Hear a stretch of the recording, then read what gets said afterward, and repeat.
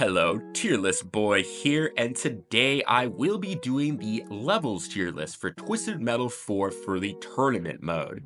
So in other words, these ratings are gonna be based on the perspective of someone playing through the single player tournament. So this means unfortunately I won't be rating any of the bonus levels. Honestly, I've barely ever touched them because personally I just don't really have much interest in them, so we can focus on the single player. Now, this list will be mainly based on two things. First, how fun the level is to play, if it's too hard, if it's too easy, if there's any, annoying parts, the amount of enemies, etc.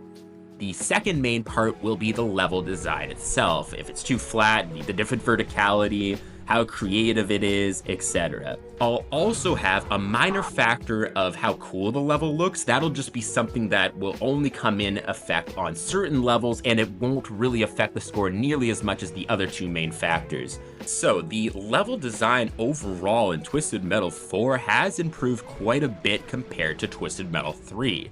They clearly had a lot more time to put into the game, and it really shows in the level design itself. It's much more creative and interesting, and most importantly, they are way less flat, just in general. The use of verticality is fantastic in this game.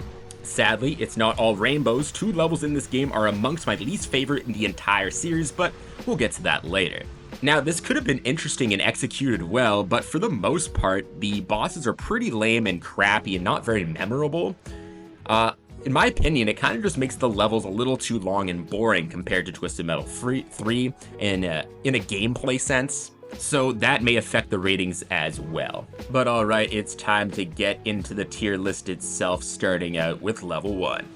Alright, starting off the tournament with an absolute banger in the level construction yard. This medium to large battlefield has you going against 3 regular enemies, followed up by the boss battle with Crusher. I have grown to absolutely love this level from a design standpoint. There's just so much you can discover. There is a couple of hidden little areas that if you blow up a wall and go underground, there is quite a few pickups that are very powerful. There's also some areas you can ramp up to, like platforms you can drive up to, ones that you can take jumps to jump to, for all kinds of other heals and pickups. Also, in the center of the map, there are 4 teleporters that will take you to different conveyor belts filled with various areas you can also ramp up to. Of course, some of these conveyor belts do have flamethrowers shooting out of them, so you have to be very careful to not get hurt or let yourself die.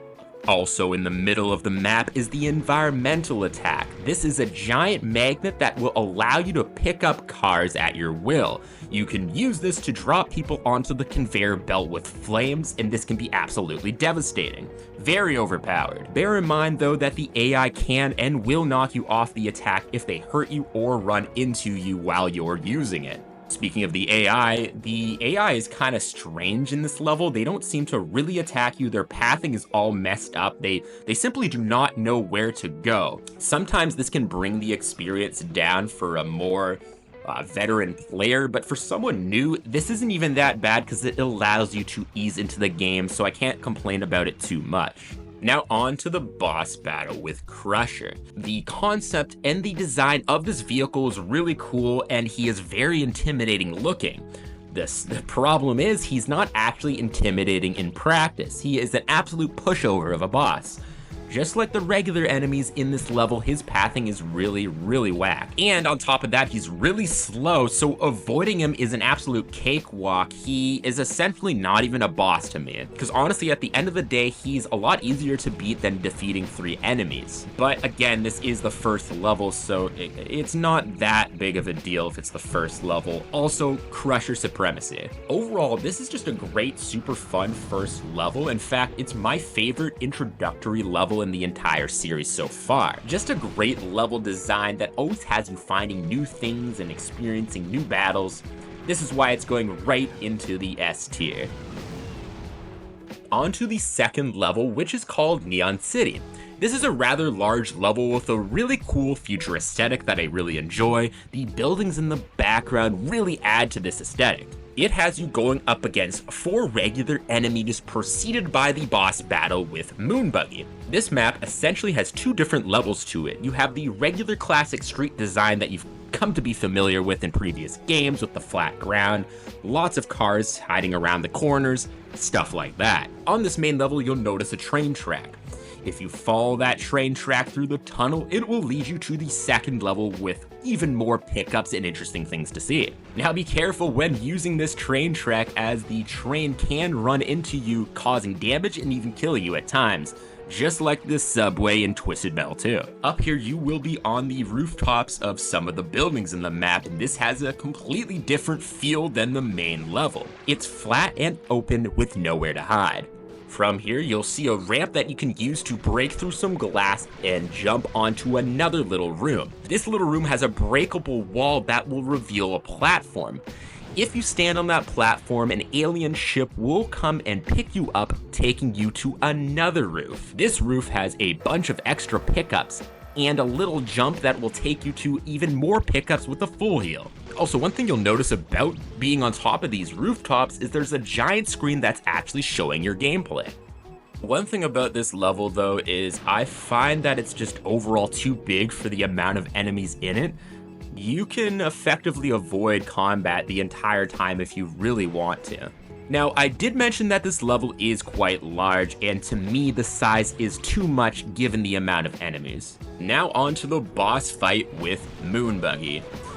Moonbuggy can honestly be quite the challenge at times. He is astronomically more aggressive than the previous boss. In addition to this, his special can be very hard to deal with, especially to newcomers. What it does is grab you with these 3 electric balls that will essentially freeze you in place, doing damage slowly over time. There's no escape from it unless you use the hyperspace attack. For me, this can be a fun challenge, but for some other people, it can be quite annoying with the jump in difficulty, so I will have to dock points for that if I want to be objective here. Overall, for me, it is an enjoyable boss fight. It's a bit of a practice for the devastation that is Sweet Tooth that we'll see later. So, in general, Neon City is a really cool looking level with a lot of cool design elements to it, but the sheer size of it will weigh the score down along with the jump in difficulty with the boss fight. That'll have it comfortably landing at the top of the B tier. Sadly, coming up next is Road Rage, an absolute stinker of a level. Just warning you right now, I honestly hate this level with a passion. The entire concept of this level is piss poor for a combat game that should have you in the action at all times. Despite having 6 regular enemies, you will be spending most of your time driving around looking for pickups and those enemies. With Road Rage, you're essentially just stuck in a giant loop of freeways that seem to never end. This has actually worked in previous Twisted Metal games and even in Twisted Metal Black, which we'll get into in the future. But the issue with this is the map is like 100 trillion times larger than those previous examples. Also, the roads in general are just confusing and convoluted. Like, even if you were to play this game over and over and over, you'll still get lost hundreds of hours into the game. Not to mention, just like a real freeway system, everything just looks gray and all the same, so it's just boring. Like, if I just wanted to drive slowly around a freeway without shooting anyone, I would just play American Truck Simulator, and I already have that, so instead I'm forced to play this weird Ring Around the Rosie Twisted Metal game. There's these little turbo boosts that are hidden around the level that can ease the pain a bit, but the fact that they actually have to put those in should really tell you that this level is objectively poorly designed. The pain is made worse by the fact that you do have those 6 regular enemies to go against, because that's at least twice as much pain that is necessary for a level like this. Also, it just doesn't have any weapons really at all, so you can go like a full 2-3 minutes looking for a single weapon. It drives me mad. The only really good thing I can say about it is it has kind of a cool secret area hidden in behind the freeway walls that has a lightning pickup that can be used pretty well, especially in the boss battle. Speaking of the boss battle, for this level, you will be going against Super Thumper once you kill those 6 regular enemies. Super Thumper can be quite aggressive and kind of a fun challenge at times. Though because of the sheer size of this map, you can just run away from him, so he's not that hard in reality. I do enjoy the fact that his special is a flamethrower and it's very deadly, which does make the battle itself a bit more dynamic than some of the other ones in this level. Overall, Road Rage is just an objectively poorly designed level at its core for a Twisted Metal game. I genuinely do not understand how you could argue otherwise. It's going right into the trash tier where it belongs. And now back to an absolute banger with the level The Bedroom. This basically has you as tiny cars in someone's bedroom, or maybe it's a giant bedroom and the cars are regular sized. I'm honestly not sure. Either way, you are up against 5 regular enemies followed up by the boss battle with our C car. The bedroom is a medium to small sized level that will honestly have you in the action pretty much the entire time. It is the perfect size map for a game like this. One of the things you'll notice immediately is the use of verticality in this level is fantastic. The bottom floor itself might be mostly flat, but you can use these ramps that are meant to look like Hot Wheels tracks to ramp up onto different pieces of furniture. This is just great level design, and it adds to the immersion of being in someone's bedroom. Like, I truly feel like we're in a bedroom during this level. There is, of course, plenty of pickups up here, a healing item, and even an environmental attack. This environmental attack will shoot out electricity through the outlets around the map. Also up there, you'll notice that your gameplay is playing on a TV screen. That's twice now that they've used this cool little feature. Now let's get back to the bottom floor. Here they have a really good use of space. There's a lot of objects filling the room, so it's not empty and boring feeling. There's also a secret area behind the walls that you can get to by blowing up like a jukebox or something like that. This area is a little bit more enclosed and tight, and there's a lot of weapons in here and even a full heal. On to the boss battle where you'll be going against our C car. He can actually be a bit more challenging than it seems. Despite the fact that he honestly doesn't have that much health and he's quite easy to kill, his special can be very devastating. Once again, making a boss fight quite dynamic because you'll have to approach this in a different way than any of the other bosses. This boss battle really is a cherry on top of a fantastic level. Honestly, I don't even have much more to say about this level other than the fact that it's simply amazing. The different areas and the different levels will have you coming back and having different experiences every time. This will be going right to the top of the S tier, and I'm letting you know right now this is my favorite level in the game and just one of my favorite levels in the entire series. Alright, coming up next is the very large, aesthetically pleasing level of Amazonia. This has you up against 6 regular enemies again, with the boss battle being Super Axel. Not just regular Axel, Super Axel! Sadly, this level is quite a bit emptier and flatter than the previous ones, though the size of the level doesn't hurt it too much because of the way it's designed. It has a really nice flow to it. Now, despite the fact that I did say this level is quite flat, there is some verticality to it. Surrounding most of the main parts of the level is various caverns that you can fall into or jump down to. Once you fall down here, it's completely different as it's super cramped and tight. Down here is also where you can find a secret area. If you blow up a wall, it will reveal what is essentially an underground tomb, if I understand correctly. In here will be the first of 2 full heals in this level, along with very powerful weapons. Back onto the main floor here, and you'll notice there's a bunch of platforms you can ramp up onto. At the end of one of these little platforming areas will be a portal. This portal will take you on top of another ancient tomb. On top of here contains the second of the 2 full heals and an environmental attack. This environmental attack will send lightning out in all directions in a very small area around the tomb. You can abuse the crap out of this, especially in the boss battle.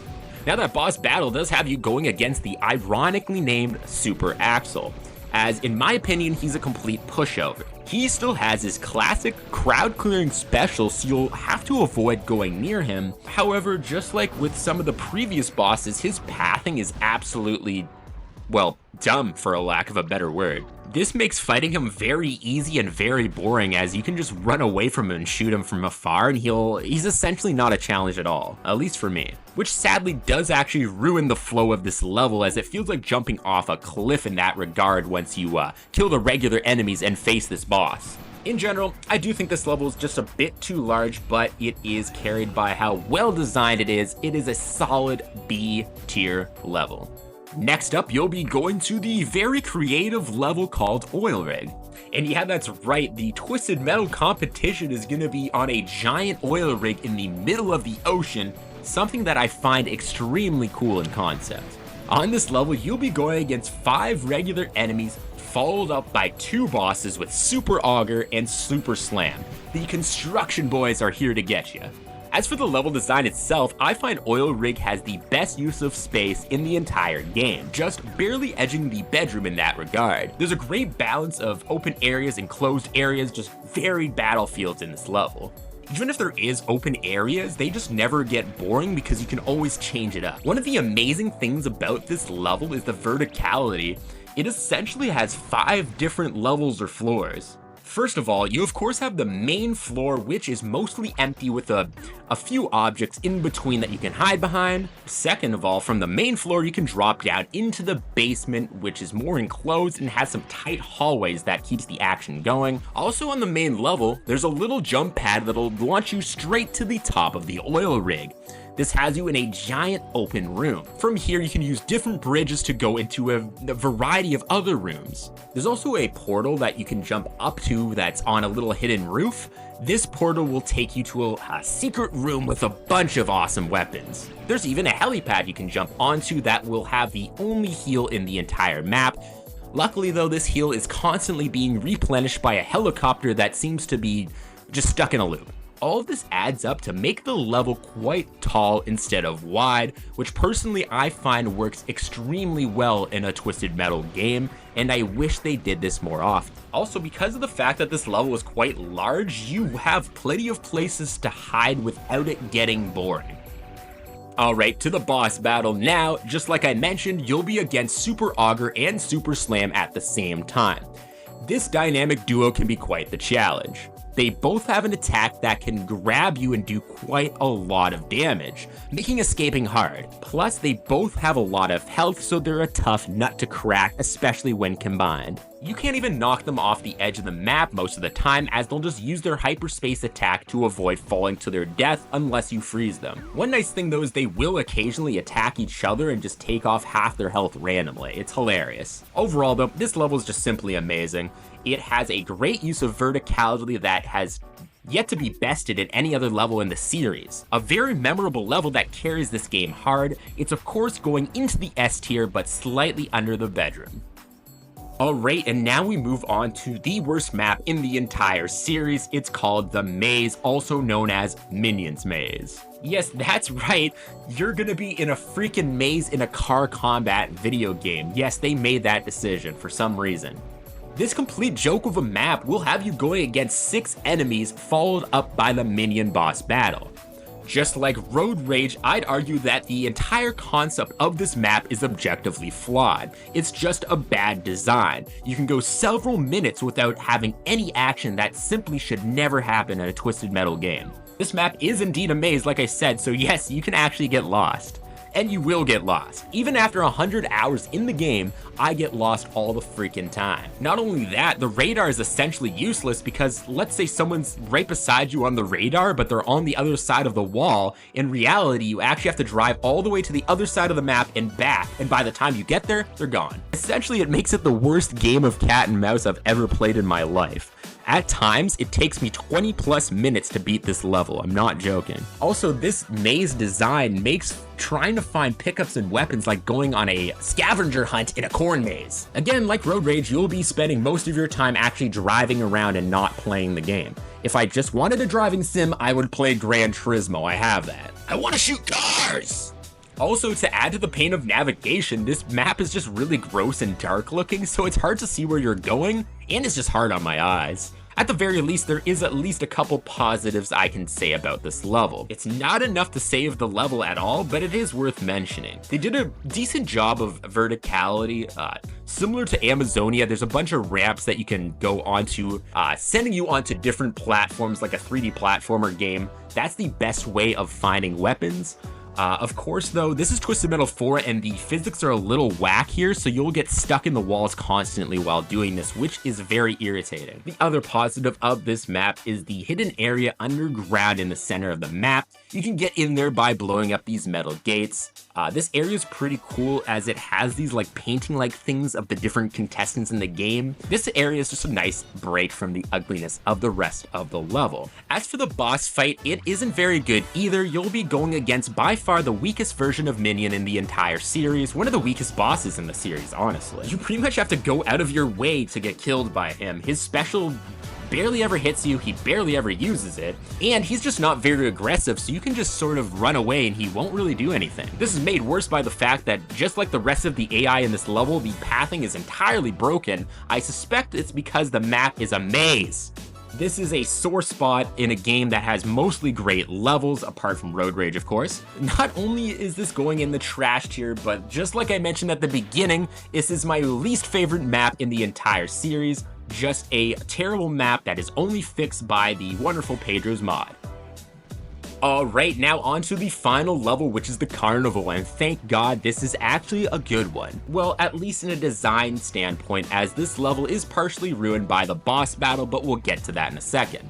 This relatively small, circular-shaped level will have you going against 6 regular enemies. This time though, it has these 6 enemies split up into groups of 3. Once you kill the first 3, 3 more will appear. And to me, this feels completely random as they didn't have to use regen in any other map in the game. But honestly, it works well here, unlike in Twisted Metal 3. Starting out on the main level here, there's 2 different tents that you can break into that contain pickups. In the smaller of these 2 tents, there will be paintings of Sweet Tooth little minions hidden behind some of the walls. You can reveal them by shooting those walls. In the middle of the map, there is a circular platform that you can ramp up onto.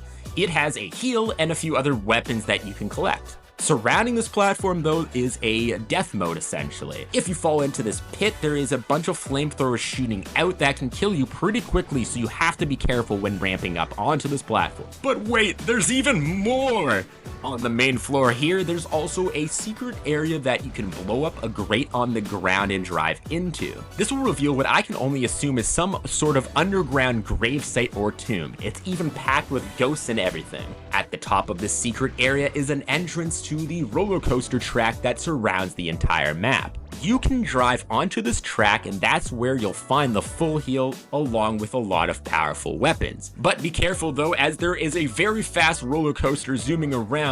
If it hits you, it can damage the crap out of you. You can blow it up though, so bring some mines or some remote bombs and you'll be fine. All of these factors that I mentioned do make the physical design of Carnival very well done. Sadly though, like I mentioned, it is partially ruined by the boss battle with Sweet Tooth, the worst boss battle in the entire series. Sweet Tooth's health isn't that bad, but what makes the boss battle super difficult is his special. Well, let me just show you.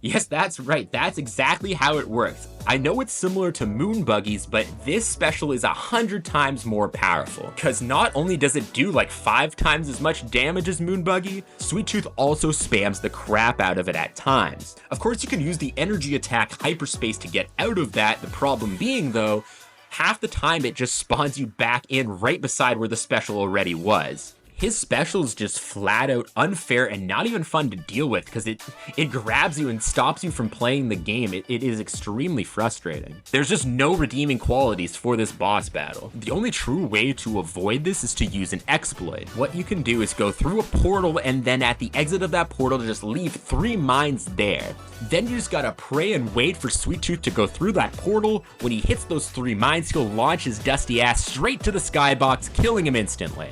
Now I know I said it's an exploit, but in the Twisted Metal community, it's not even considered cheating because the boss battle is that unfair. Doing this exploit is just considered the way to beat the battle. This boss battle is like the opposite of a cherry on top of a cake. It's like someone baked me a nice cake and then sat their dusty ass inside of it. The physical design of this level is very well done to the point where I would honestly rate it an A tier without the boss battle, but the boss battle is so annoying and poorly done that I'm gonna have to stick it right in the middle of the C tier. And that does it for today's tier list. On average, this game takes a huge step up in level design, but it's not without its duds. Overall though, it is a very fun experience from a level design standpoint. If you guys enjoyed this video, please remember to like and subscribe, as it really encourages me to keep doing this. But anyways, thanks for watching, hope everyone has a great day, and remember to tune in next time when I evaporate my ethics.